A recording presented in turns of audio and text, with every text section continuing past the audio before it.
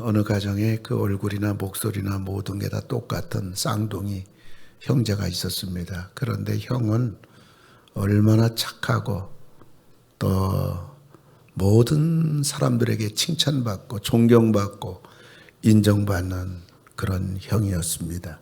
그러나 동생은 둘도 없는 망나니입니다. 근데 어느 날 깊은 저녁 밤에 동생의 형이 자는 방으로 헐레벌떡 뛰어들어오면서 자고 있는 형한테 화급하게 말합니다. 형, 내가 사람을 죽여서 지금 내 경찰에 쫓기고 있는데 형, 나 좀 살려줘. 그 말하는 동생의 온몸은 피로 물들어, 옷은 피로 물들어 있었습니다. 자던 형이 벌떡 일어나서 급히 자기 옷을 동생에게 입으라고 그러고 자기는 동생의 피 묻은 옷을 입게 되었습니다. 뒤 쫓아온 경찰에 의해서 이 형은 체포가 되고 일사천리로 살인 죄명으로 사형 언도를 받아서 그는 이제 세상을 이슬처럼 사라지게 된 겁니다. 그런데 나 때문에 형이 죽었다는 사실 때문에 늘 양심의 가책으로 고통당하던 이 동생에게 형으로부터 편지 한 통을 받게 됩니다. 물론 옥중에서 쓴 편지입니다. 사랑하는 아우야, 나는 너 대신 죽지만 후회하지는 않는다.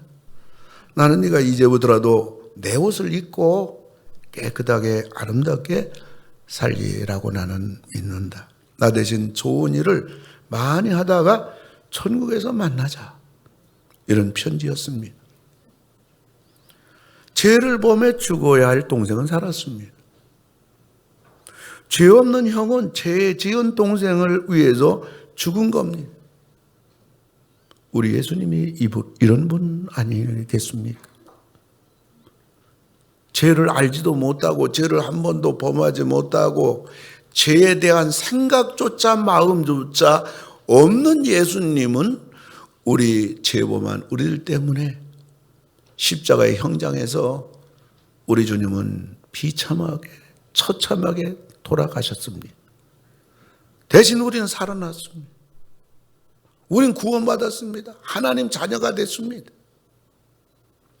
오늘 저는 이 뜻깊은 예수님 탄생하신 거 왜 탄생했냐고요?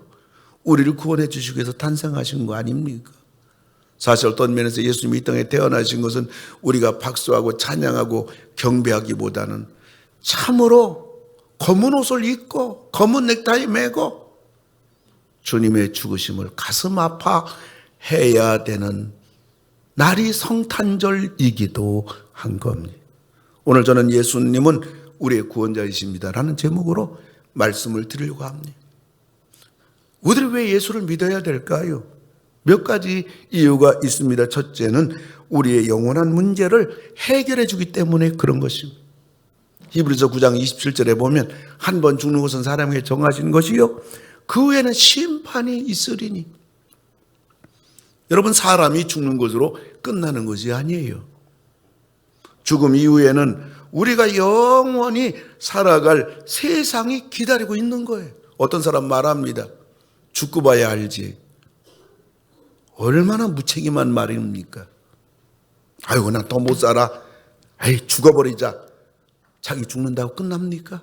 나머지 식구는 어떡하라고? 그런 격이란 말이에요. 그 사람이 죽고 나면 끝나는 게 아니라 그 말이죠. 그런데 우리가 예수를 믿으면 천국에 가서 영원히 사는 거예요. 나를 정말 사랑한다면, 내 자신이 정말 소중하다면요, 이 땅에 잠시 사는 거 아니겠어요? 잠시 사는 건 좀 고생할 수도 있고요. 잠시 사는 것은 괴로운 세상이 좀 길 수가 있다고요. 하지만 이 땅은 너무나 짧아요. 벌써 여러분 나이가 어떻게 됐어요? 벌써 이런 나이가 됐단 말이지요. 그런데 우리가 죽고 난 이후에는 영원한 세상이기 때문에 우리가 그 영원한 세상에서 영원히 천국에서 살 수 있도록 내 자신이 이 땅에 살아가는 동안에 반드시 예수를 믿어야 되는 것입니다. 뿐만 아니라 우리가 예수를 왜 믿어야 될까요? 가정의 문제를 해결해 줘요. 가정이 얼마나 소중해요. 우리가 30대에 초반에 결혼한다면 우리 삶 성장 과정이겠습니다마는 나머지 60년 그 정도는 인생의 행불행을 맛보며 살아가는 때가 아니겠습니까? 그런데 그 인생의 그 많은 세월 동안에 우리 가정이 정말로 평안하고 정말 하나님이 도와주는 가정이 되려면 반드시 예수를 믿어야 됩니다. 시편 127편 1절에 보면 여호와께서 너희 집을 세워주지 아니하면, 책임져 주지 아니하면 네가 아무리 세우려고 가정을 행복하게 만들려고 해도 그것이 헛되다, 불가능하다. 하나님만이 우리 가정을 도와주고 해결해주고 행복하게 해줄 수 있는 분은 하나님밖에 없다고요. 가정 행복하고 잘되기 원하지 않는 사람 세상에 어디 있냐고요.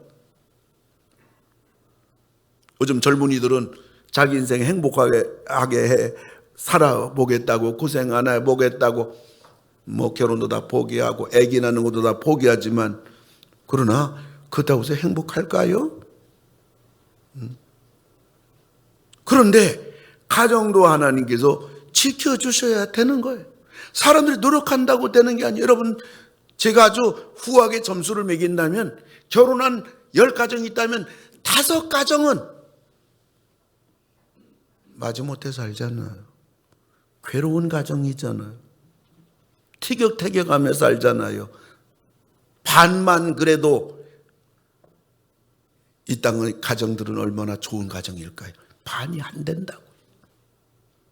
하나님이 가정 지켜줘야 돼요. 그 가정에 당사자들이 얼마나 우리 행복하게 살아야지, 우리 가정 천국처럼 살아야지, 그렇게 원하고 다짐하고 결심하고 애쓰지 않은 가정들이 어디 있냐고요.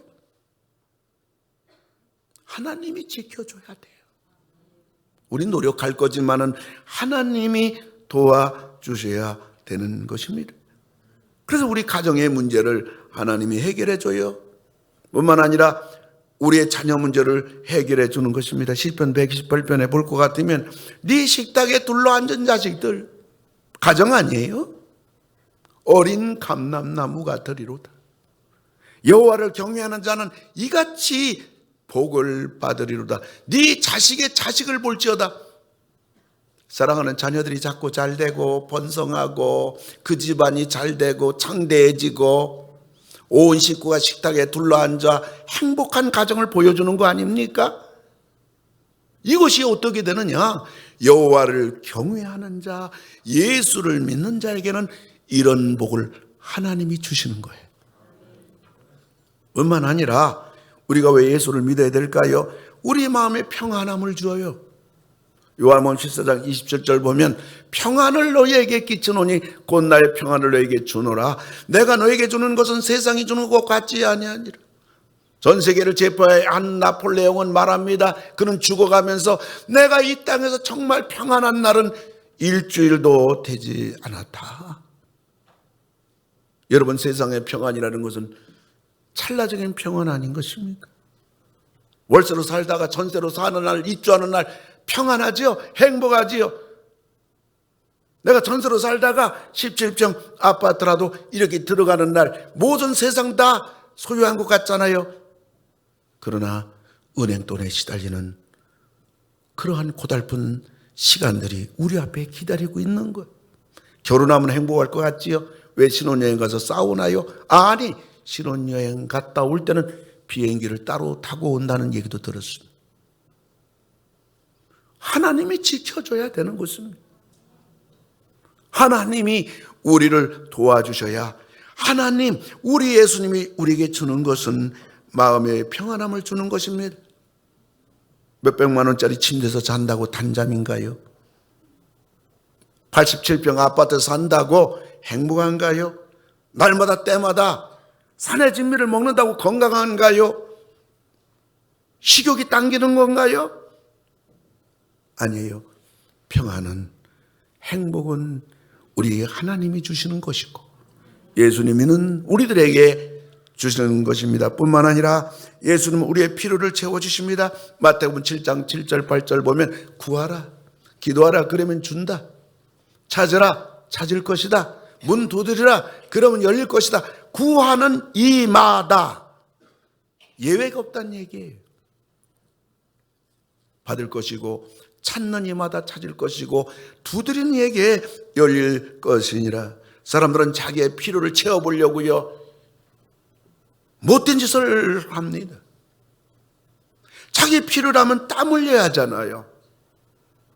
그런데 이 세상에 일어나는 수많은 흉악범과 매일매일 언론에 도배하게 되는 이러한 모든 범죄와 죄악들은요, 자기 필요를 남에게 피해를 주고 남의 가정을 파괴하고 그러면서 자기 필요를 채워보려고 별짓들을 다 합니다.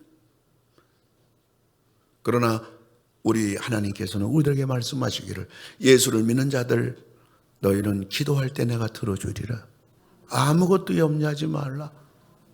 예수 믿는 사람들, 예수 믿는 거는 수지 맞는 거예요. 그리고 예수님은 우리들이 건강하도록 우리 주님은 얼마나 많은 은혜를 주는지 모르는 것입니다. 요한 3서 1장 2절에 보면 사랑하는 자여 네 영혼이 잘된 같이 네가 범사에 잘되고, 네가 영혼이 잘되고 예수를 믿고 하나님 믿는다면 범사가 잘되리라, 평안하리라, 그리고 강건한 복이 네게 임하리라.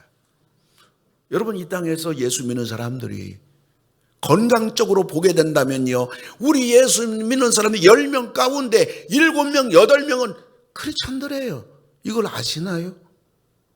통계가 나온 거예요. 이렇게 예수님은 좋은 분이에요. 예수 믿으면 수지 맞는 겁니다.